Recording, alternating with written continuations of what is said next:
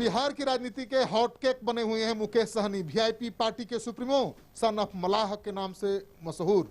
मुकेश सहनी जी, आप तो हॉटकेक बने हुए हैं, आपकी पार्टी नहीं है, आपकी मजबूरी भी है कि 25 से कम सीट पर लड़ेंगे तो दिक्कत हो जाएगा, आपको 10% वोट हासिल करना है ना। जी। कितनी सीटों पर लड़ेंगे?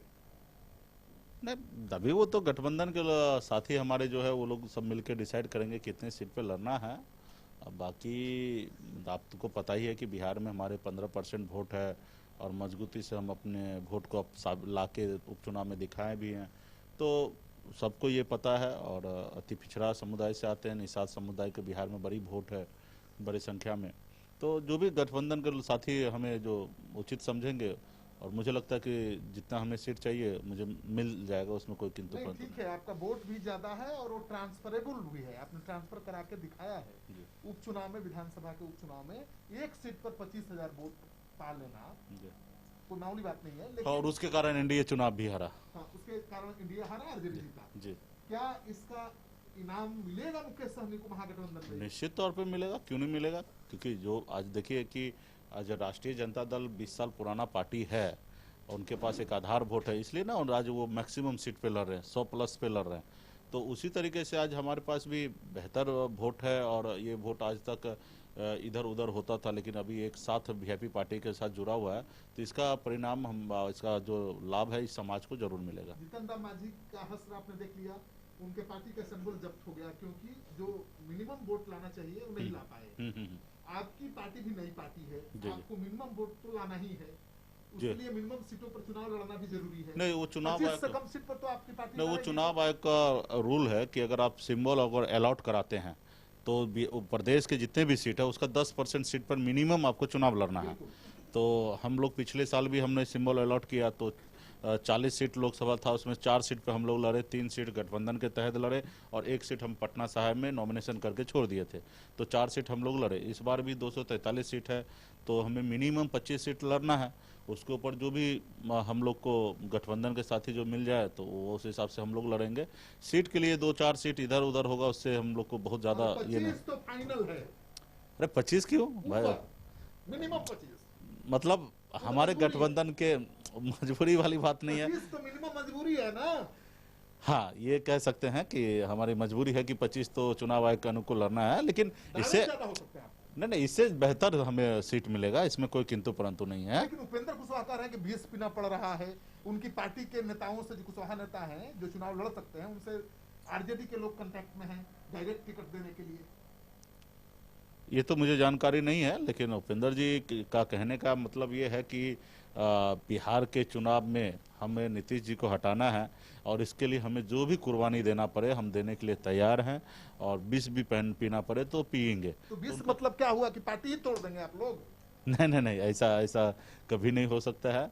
वीआईपी पार्टी तो बिल्कुल ही इस चीज पे आरजेडी पर आरोप है कि आरजेडी के नेता उपेंद्र कुशवाहा की पार्टी के नेताओं को ऑफर दे रहे हैं कि हमारे टिकट पर आप चुनाव लड़िए। नहीं, देखिए, कोई पार्टी में इस तरीके का नहीं होता है। सबसे पहले उस जो कार्यकर्ता है उनको पेशेंस रखना चाहिए। कोई पार्टी भला कैसे तोड़ देगा? अगर मेरा आदमी है और मेरा ना रहा तो ही वो कहीं और जाएगा। लेकिन तोड़ना भी अनइथिकल है, अलायंस है तो। हाँ, ये भी गलत होगा कि अगर हम गठबंधन में हैं और साथी हैं और फिर हमारे साथी ही रहकर और हमारे पार्टी में हमारे लोगों को अगर कोई ज्वाइन कराता है तो गठबंधन के लोग ये करते हैं तो थोड़ा कहीं ना कहीं गलत है। लेकिन संविधान में ये सिस्टम है कि आप किसी भी पार्टी का सदस्यता कोई भी ले सकता है, स्वतंत्र है।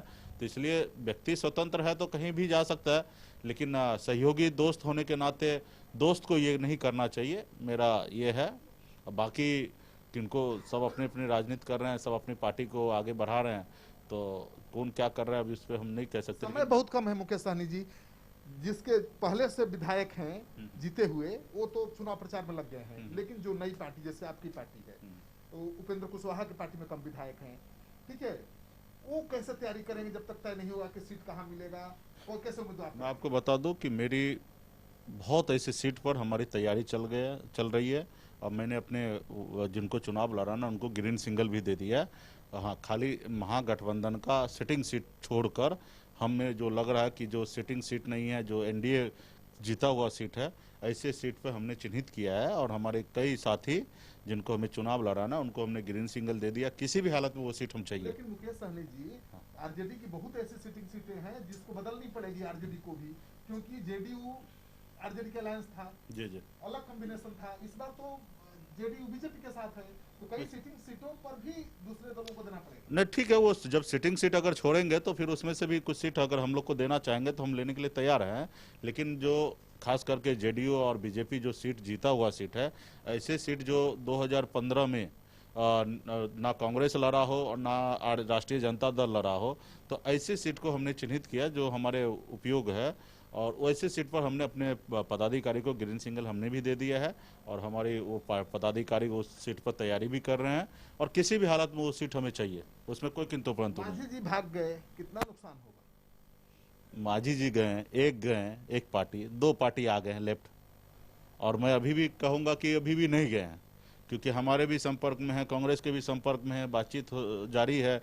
और जब तक वो किसी दल में या किसी गठबंधन में ना चले जाए तब तक हम सोच सकते कि हमारे मित्र थे और हैं, आगे भी रहेंगे। रघुवंश बाबू जाने वाले हैं, पार्टी छोड़ने वाले। ये सब सरासर गलत है, आप लोग कहाँ से खबर ले आते हैं? रघुवंश जी इतने पुराने नेता हैं और समाजवादी विचारधारा वाले लोग हैं, और वो कहाँ जाएंगे? कहीं नहीं जाने वाले हैं। वो मजबूती से समाज न्याय को बढ़ावा देने के लिए हमेशा खड़ा रहेंगे। तो रघुवंश बाबू पार्टी नहीं छोड़ रहे?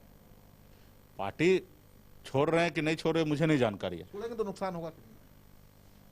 निश्चित तौर पे आपके जो भी आज हमारे पास एक अगर पदाधिकारी भी अगर जाते हैं, एक हमारा सदस्य भी जाता तो हमारे लिए एक मामूली पदाधिकारी सदस्य नहीं है मुकेश, नहीं बड़ा नेता है ना। हम तो उनके दावे के साथ कहते हैं कि वो सामाजिक न्याय के साथ हमेशा खड़ा रहेंगे, कहीं नहीं जाने वाले हैं। ठीक है, रहा कि राष्ट्रीय जनता दल में रहेंगे नहीं रहेंगे ये तो हम कैसे बता सकते हैं, और वाकई में बड़े नेता हैं और वो जाने से नुकसान होगा, और उसके लिए हमारे गठबंधन के साथी उस पर नजर ध्यान रखें। तो मुकेश सहनी की मजबूरी है कि कम से कम 25 सीटों पर चुनाव लड़ना ही पड़ेगा, क्योंकि तभी इनको मान्यता मिलेगी। नई पार्टी है, पहला विधानसभा चुनाव है, तो ज्यादा से ज्यादा मांग तो है इनकी, 40 सीटों की मांग है, लेकिन 25 सीट से कम पर तो बात बन ही नहीं सकती है। तो मानकर चलिए कि मुकेश सहनी का सब कुछ लगभग फाइनल है। कांग्रेस पार्टी और रालोसपा के साथ क्या होगा आने वाले दिनों में पता चलेगा, क्योंकि अभी तक बातचीत आगे नहीं बढ़ पाई है। तेजस्वी यादव अब बीमार भी पड़ गए हैं, जब स्वस्थ होंगे, हम कामना करते हैं जल्द स्वस्थ होंगे, उसके बाद बातचीत आगे बढ़ेगी।